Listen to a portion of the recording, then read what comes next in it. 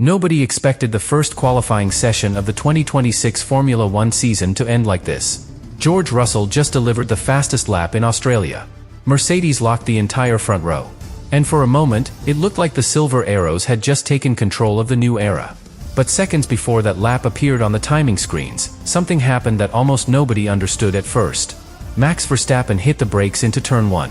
And the Red Bull suddenly snapped. A violent spin. Gravel everywhere. The reigning world champion in the wall before even setting a lap. But here is the part that makes this story much bigger. While Verstappen was out in the very first session, the exact same Red Bull car ended up third on the grid with a rookie driver. Which raises a question that now has the entire paddock paying attention. Did Verstappen's crash accidentally reveal a hidden weakness in the RB22? Or did it expose something about the new 2026 cars that could affect every team on the grid, including Mercedes? Because when engineers looked closer at the data behind Russell's fastest lap, and what Verstappen showed just moments earlier, they realized something that could completely change the fight for the championship. So stay with me, because what happened in Australia might be the first sign that the balance of power in Formula One is about to shift again. The Australian Grand Prix weekend began with a question that nobody inside the paddock could answer yet. Who actually understood the new 2026 cars? Because these machines are completely different from anything Formula One had before. More electrical power than ever. More complex hybrid systems. And braking zones that now depend as much on software as they do on the driver's foot. Teams spent months in simulators trying to predict how these cars would behave. But the truth is simple. You never truly understand a Formula One car until it arrives at a real circuit. And Albert Park is one of the most revealing tracks on the calendar. The layout looks simple. Long straights. Fast chicanes. Heavy braking zones. But drivers know something the television cameras rarely show. The surface is uneven. The grip changes from corner to corner. And the braking zones arrive at extremely high speeds. Which means the rear of the car is constantly under pressure. That pressure becomes even more critical with the new hybrid braking systems. When a driver hits the brakes now, two different systems begin working at the same time.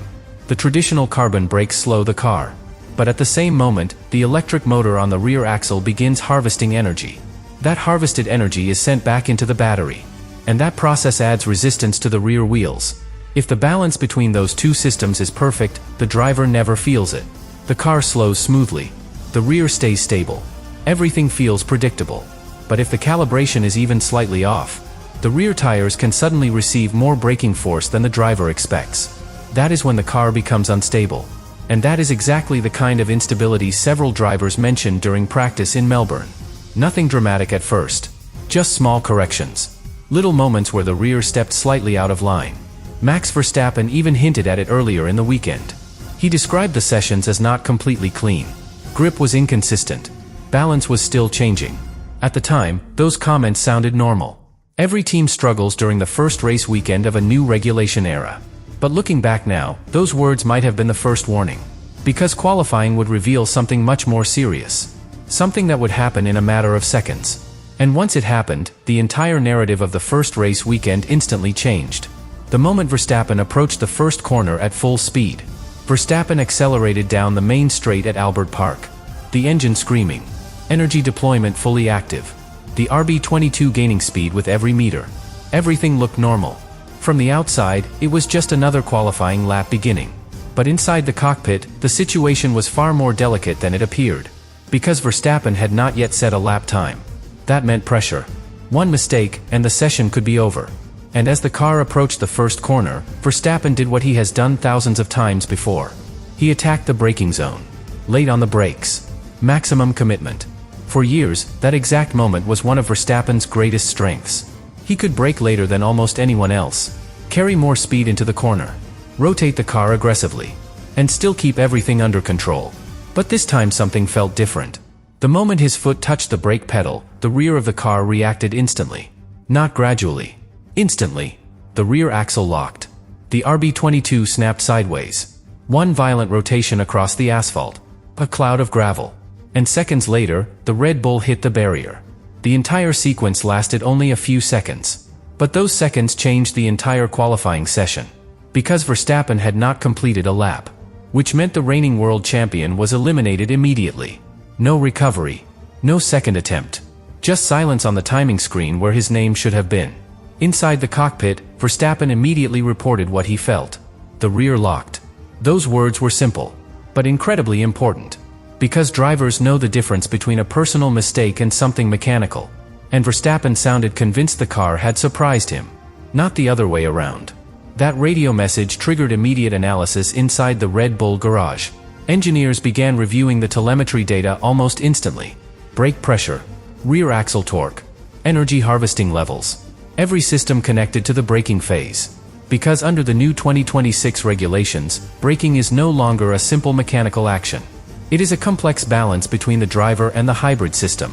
When the driver presses the brake pedal, the rear electric motor begins recovering energy for the battery. That energy recovery creates resistance on the rear wheels. And if that resistance becomes too strong at the wrong moment, the rear tires can lose grip immediately. Which appears to be exactly what happened to Verstappen. A sudden spike of braking force on the rear axle. A rapid loss of grip. And a spin that even a four-time world champion could not save. But here is the part that made engineers across the paddock pay attention. Because the crash did not look like a typical driver error. It looked violent. Too violent. Several commentators even mentioned the same thing during the broadcast. The rotation happened too quickly. Almost like the car had been pushed sideways by the rear brakes themselves. And if that interpretation is correct, it suggests something much deeper about the RB22. A car that may still be incredibly fast, but one that demands extremely precise control of the hybrid braking system. Which brings us to the most surprising part of the entire story. Because while Verstappen's car was being lifted away from the barriers, the other Red Bull was quietly climbing up the timing screens. And almost nobody noticed it at first. While the cameras stayed focused on the wrecked Red Bull at turn 1, something much quieter was happening on the other side of the garage. A completely different story was beginning to unfold. Isaac Hadjar was still on track. For most viewers, that detail barely registered. After all, the attention of the entire paddock was locked on Verstappen's crash. The reigning champion out in the very first session. The biggest headline of the day already written. But Hadjar continued driving. Calmly. Lap after lap. And that calm approach turned out to be incredibly important. Because the RB22 did not suddenly become slow after Verstappen's crash. In fact, the data suggested the opposite. The car still had very strong pace when the balance was correct. The challenge was controlling that balance. Hadjar seemed to understand that immediately. Instead of attacking the car aggressively, he built his qualifying run step by step. Each lap slightly faster than the previous one. Each corner a little cleaner. And slowly, something unexpected appeared on the timing screens. His name kept advancing. Drivers with far more experience were disappearing from the session. But the rookie Red Bull driver remained. Through the first phase of qualifying. Then through the second. And suddenly, Hadjar was entering the final session of the day. The top 10 shootout. At that moment, the grid started to reveal the true competitive order of the new season. Mercedes looked incredibly strong. Both cars were stable under braking. Precise through the corners. Confident in every direction change. Then George Russell delivered the lap that defined the session. Perfect braking into the heavy corners. Clean traction out of the slow sections. No visible instability. Just a car that looked completely under control. When Russell crossed the line, the message was clear. Mercedes had locked the front row of the grid for the first race of the 2026 season. A huge statement at the start of a new era. But right behind those two silver cars, another name appeared. Hadjar. Third place. The rookie had placed the RB22 on the second row of the grid. Ahead of Ferrari. Ahead of McLaren. Ahead of drivers with years of Formula One experience. And that result created one of the most fascinating contradictions of the entire day. The same car that had thrown Verstappen into the wall minutes earlier, was now starting near the front of the grid. Which means the RB22 is clearly fast. But it also suggests something else. The car may have one of the narrowest operating windows on the grid. When everything works perfectly, the Red Bull can compete with anyone. But when something moves even slightly outside that window, the behavior of the car changes dramatically. Especially under braking. And that is exactly the area where Verstappen lost control. This is why some engineers inside the paddock started looking at Russell's fastest lap from a completely different perspective. Yes, Mercedes was quick. But the real question was something deeper. Did Verstappen's crash accidentally reveal how difficult the new generation of hybrid cars might be to control at the limit? Because if Red Bull is already fighting the balance between mechanical braking and energy recovery, then the rest of the grid could eventually face the same challenge. And that possibility might explain something very interesting. Why Mercedes engineers were studying Verstappen's crash almost as carefully as their own pole position lap.